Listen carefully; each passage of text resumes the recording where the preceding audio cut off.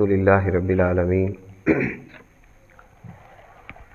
والصلاة والسلام علی رسولہ الکریم اما بعد فاعوذ باللہ من الشیطان الرجیم بسم اللہ الرحمن الرحیم قال اللہ تعالی فی کلامہ المجید یا ایہا الناس انا خلقناکم من ذکر و انثی وجعلناکم شعوبا وقبائل لتعارفوا ان اکرمکم عند اللہ اتقاکم صدق اللہ العظیم وبلغنا رسولہ النبی الکریم الرؤوف الرحیم ان اللہ وملائکتہ یصلون علی النبی یا ایہا الذین آمنوا صلوا علیہ وسلموا تسلیما اللہم صلی علی سیدنا محمد وعلی آل سیدنا ومولانا محمد وبارک وسلم وصلی علیہ الصلاۃ والسلام علیک یا رسول اللہ الصلاۃ والسلام علیک یا حبیب اللہ وعلی آلک واصحابک یا رحمۃ للعالمین۔ عزیزان محترم، اللہ رب العزت نے ہم سب کو جمعے کا مبارک دن نصیب کیا۔ دعا ہے کہ اللہ تعالی ہم سب کی حاضری کو اپنی بارگاہ میں شرف قبولیت عطا فرمائے اور اللہ ہم سب کو دین متین کا فہم اور اس پر عمل کرنے کی توفیق عطا فرمائے۔ گزشتہ جمعہ مبارک میں ہم نے گھریلو نظام کے اوپر، خاندانی نظام کے اوپر کچھ بنیادی باتیں سیکھنے کی کوشش کی۔ اللہ تعالیٰ نے ہمیں ایسا نظام عطا کیا ہے کہ جس نظام کی بدولت امن ہے، عافیت ہے، محبت ہے، سکون ہے۔ یہی وجہ ہے کہ نبی کریم صلی اللہ علیہ وسلم نے اللہ کی عبادت کے بعد، یعنی اس عبادت سے مراد جو ہماری ظاہری عبادات ہیں، نماز، روزہ، حج اور زکوٰۃ یا نوافل یا تسبیحات یا ذکر و اذکار، ان عبادات سے ہٹ کر جس چیز پر سب سے زیادہ زور دیا گیا ہے وہ ہے اجتماعی نظام حیات کو قائم کرنا، اجتماعیت کو قائم کرنا۔ اور اللہ تعالیٰ نے قرآن مقدس کے اندر بھی یہ اصول بیان کیا ہے اور خود نبی پاک صلی اللہ علیہ وسلم نے بھی کئی مقامات پر یہ اصول واضح کیا ہے کہ جو قومیں، جو قبیلے آپس میں مل جل کر رہتے ہیں، وحدت کے ساتھ رہتے ہیں، تقوی کی بنیاد پر آپس کی دوستی کو مضبوط کرتے ہیں، اللہ تعالیٰ ایسی قوموں کو دنیا میں بھی عروج عطا فرماتا ہے اور آخرت کے اندر بھی ایسے قبائل اور قبیلوں کو اللہ تعالیٰ اپنی خاص رحمت اور فضل میں شامل فرمائے گا۔ یہی وجہ ہے کہ خاص طور پہ جس پہ ہم بات کر رہے ہیں وہ ہے رشتوں کا تقدس۔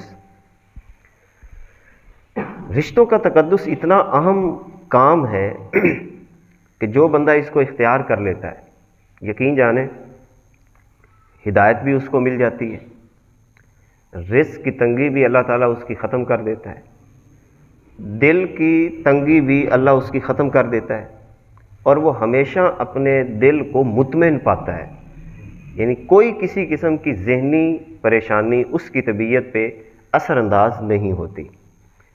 حالات مختلف بھی ہوں مگر جب بندہ اس نظام کو اپنا لیتا ہے تو ہر حالت میں وہ خوشی محسوس کرتا ہے۔ اب دیکھیں نبی کریم صلی اللہ علیہ وسلم نے باقاعدہ طور پر ایک مقام پہ ارشاد فرمایا، جامع ترمذی کی روایت ہے، حضور نے فرمایا تعلموا من انسابکم ما تصلون به ارحامکم۔ حضور نے فرمایا کہ اپنے نسبوں کے بارے میں اتنا تو علم حاصل کر لو کہ جس کے ذریعے آپس میں صلہ رحمی کو اختیار کر سکو۔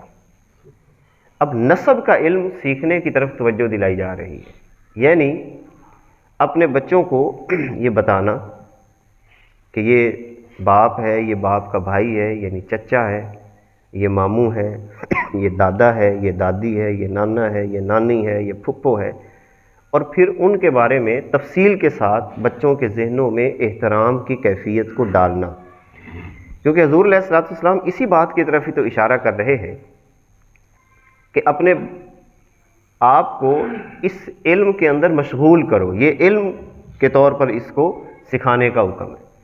تعلموا من انسابکم، اپنے نسب سیکھو۔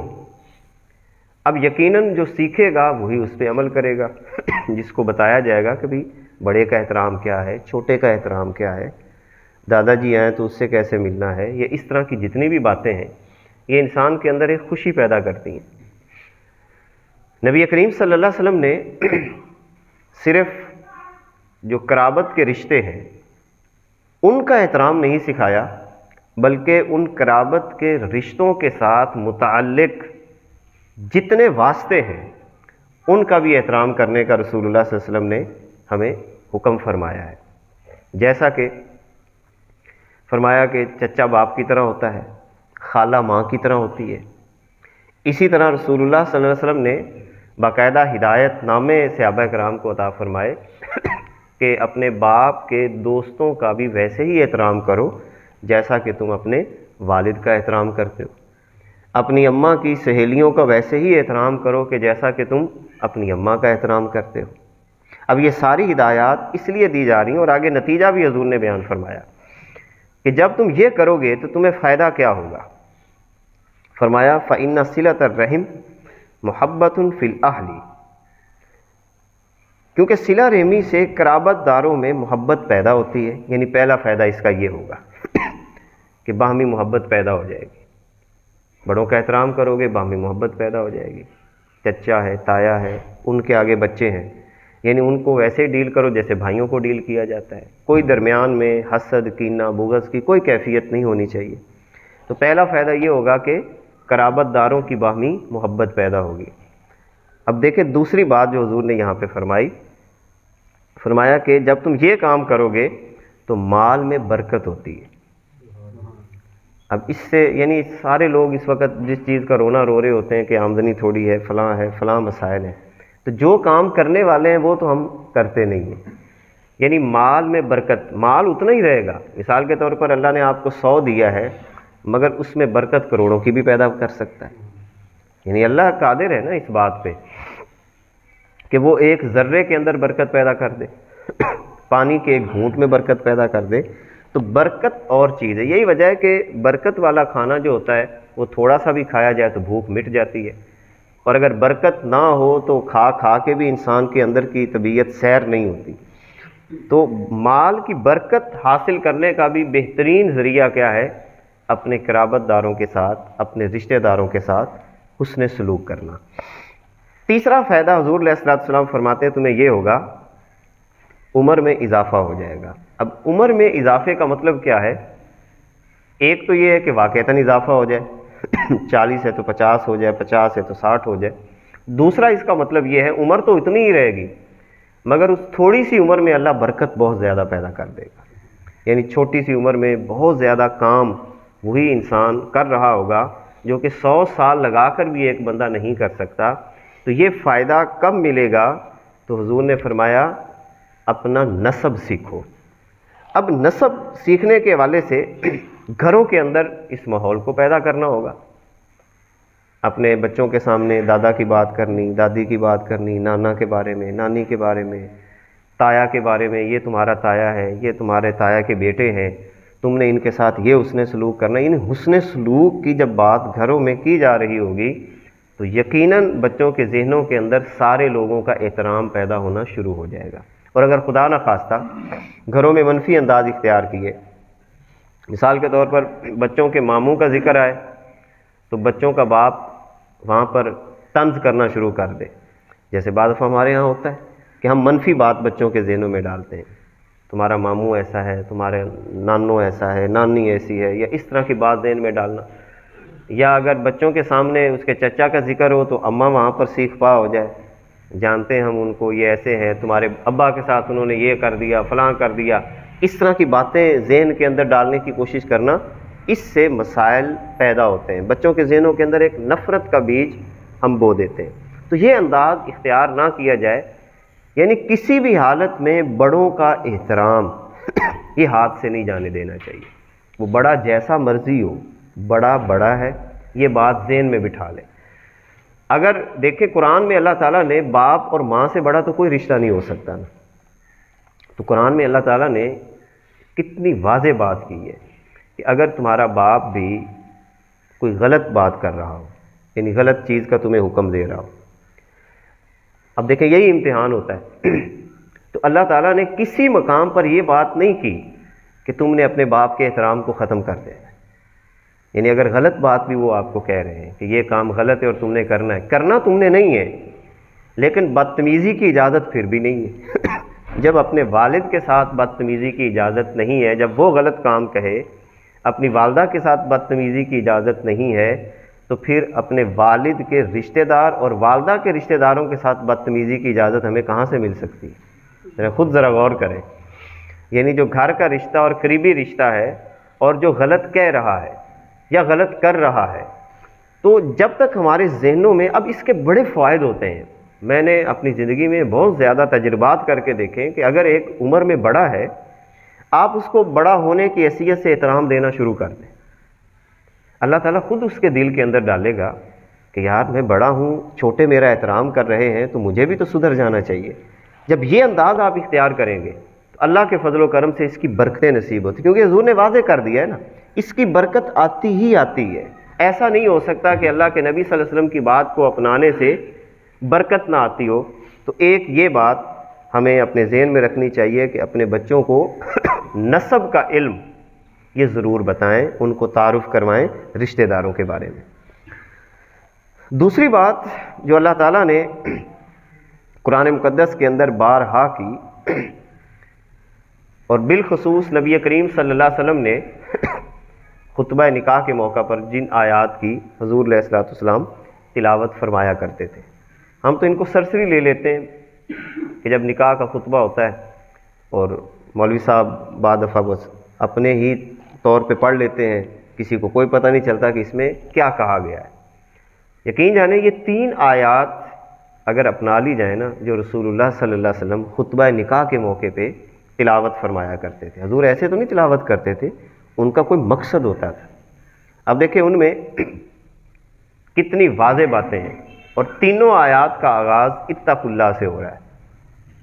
یعنی جو تم رشتہ قائم کرنے جا رہے ہو، شوہر کو بھی حکم ہے، بیوی کو بھی حکم ہے، شوہر کے خاندان والوں کو حکم ہے اور بیوی کے خاندان والوں کو بھی حکم ہے کہ بھئی سارے مل کر اللہ کا ڈر اپنی طبیعت پہ غالب رکھنا. اللہ سے ڈر کے تم نے چلنا ہے، کیونکہ یہ رشتہ جو حلال ہو رہا ہے، میاں اور بیوی کا رشتہ، پہلے غیر محرم تھے، اب جو یہ جو محرم بننے جا رہے ہیں، اس کے اندر بنیادی طور پر تو رابطہ اللہ نہیں کروایا نا. جیسے قرآن میں اللہ تعالیٰ خود ارشاد فرماتا ہے کہ اجنبی ہوتے میں ان کے دلوں کے اندر کیا کرتا ہوں، محبت پیدا کر دیتا ہوں. تو اللہ کے نام پہ ہم اکٹھے ہو رہے ہیں، اللہ کے نام پہ نکاح ہوتا ہے، اللہ کے نام پہ یہ ساری کی ساری جو چیز پہلے حرام تھی اللہ تعالیٰ نے وہ حلال کر دیا، رشتہ حلال کر دیا. تو اب گویا کہ فرمایا کہ میری وجہ سے تمہارا یہ رشتہ حلال ہو رہا ہے، تو لہٰذا تم نے آگے والے زندگی کے جتنے مراحل ہیں وہ میرے ڈر کے اندر رہ کر تم نے طے کرنے.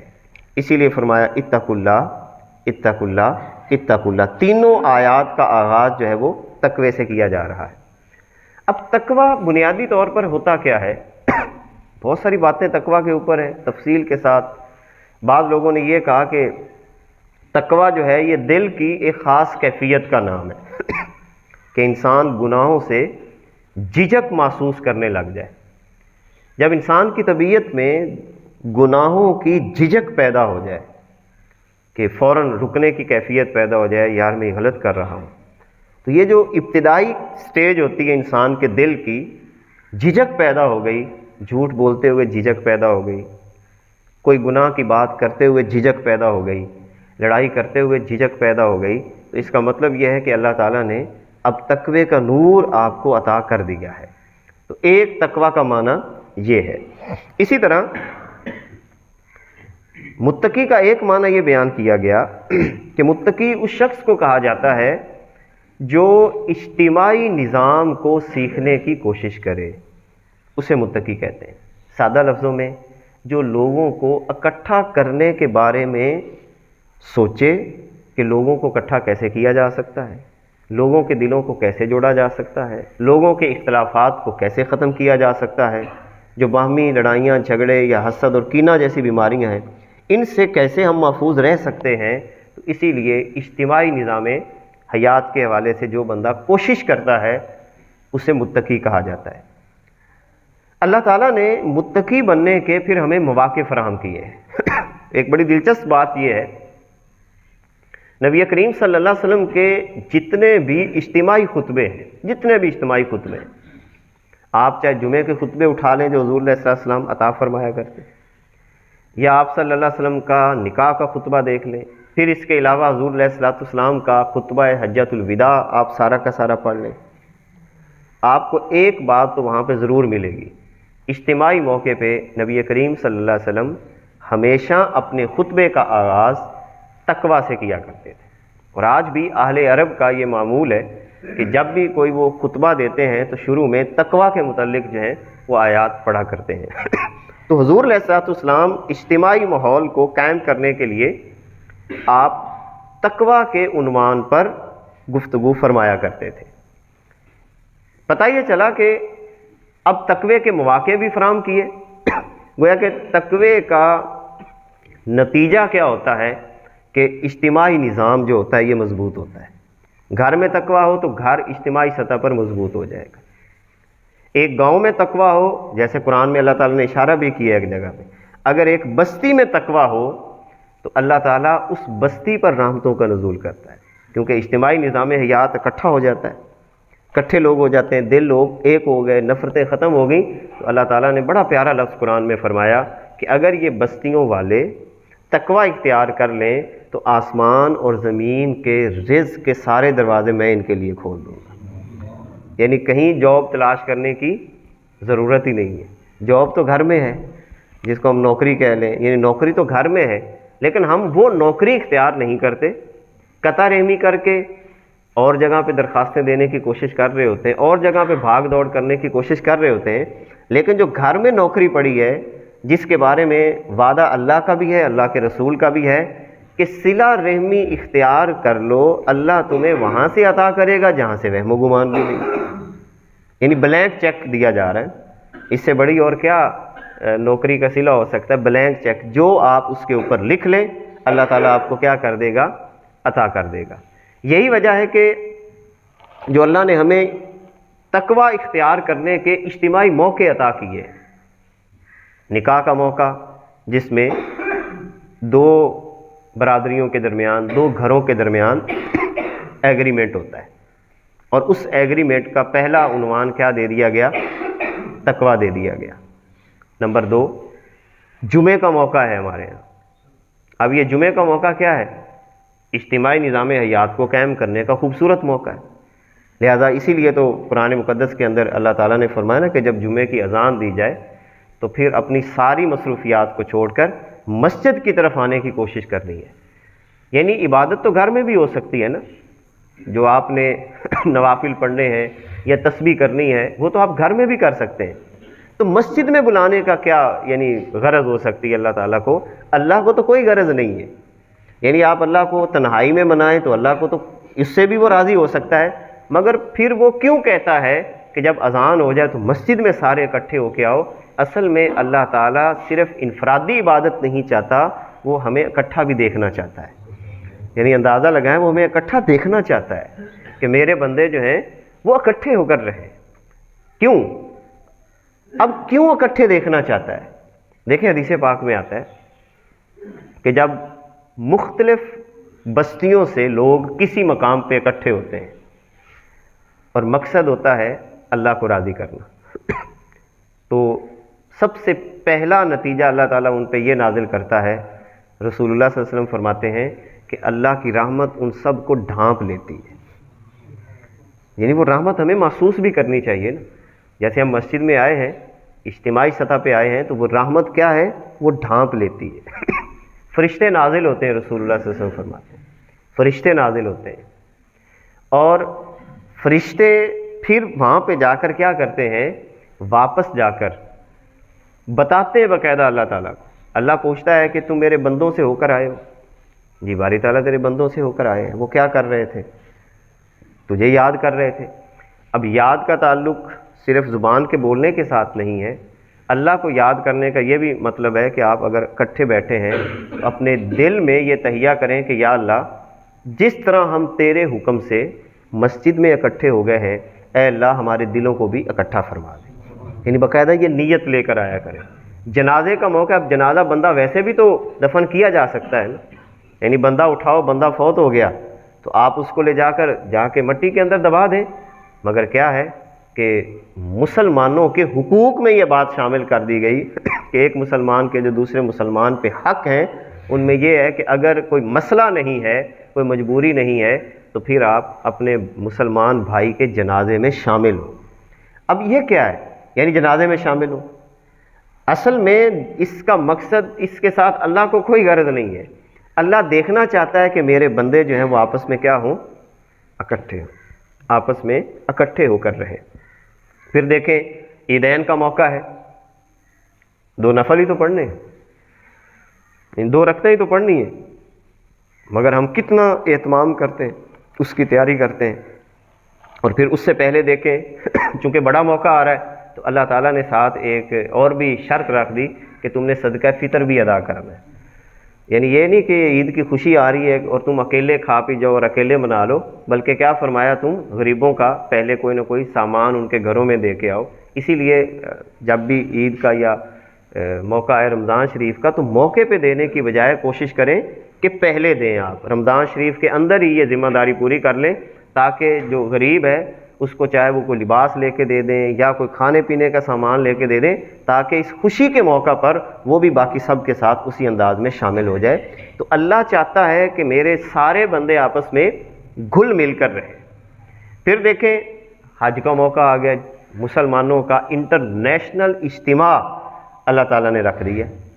حالانکہ کرنا وہاں پہ کیا ہوتا ہے، یعنی ظاہری طور پر جو حج کا موقع بالخصوص، یعنی حج کی اندازہ لگائیں، حج کی پورے حج کے دنوں کی کوئی نماز نہیں ہے. باقی نماز آپ نے وہی روٹین میں پڑھنی، کوئی نماز نہیں ہے حج کی. خطبہ ہے اور وہ بھی جو مینا میں بیٹھے ان کے لیے وہ سنتے ہیں امام صاحب کا، باقی بیٹھے. یہ کیا ہے؟ کبھی غور کیا اس بات پہ؟ اللہ پوری دنیا کے لوگوں کو اکٹھے کر رہا ہے. کوئی کالا ہے، کوئی گورا ہے، کوئی امیر ہے، کوئی غریب ہے. وہ میدان عرفات میں ملنگوں کی طرح بیٹھے ہوئے. اور میدان مزدلفہ میں رات کیا کرنا ہے؟ بیٹھنا ہی ہے. 20 لاکھ 25 لاکھ بندہ وہ جو ایک خاص قسم کا لباس پہن کر، احرام پہن کر جو بیٹھے ہوئے ہیں، اللہ کو اس سے کیا غرض ہے؟ لیکن وہ بندوں کو اکٹھے دیکھنا چاہتا ہے. یعنی اس دن باقاعدہ اللہ فرشتوں کے سامنے فخر کرتا ہے، وہ دیکھو میرے بندے کس انداز میں اکٹھے ہوئے پڑے. یعنی اللہ چاہتا کیا ہے؟ اللہ کی چاہت کو تو سمجھے نا.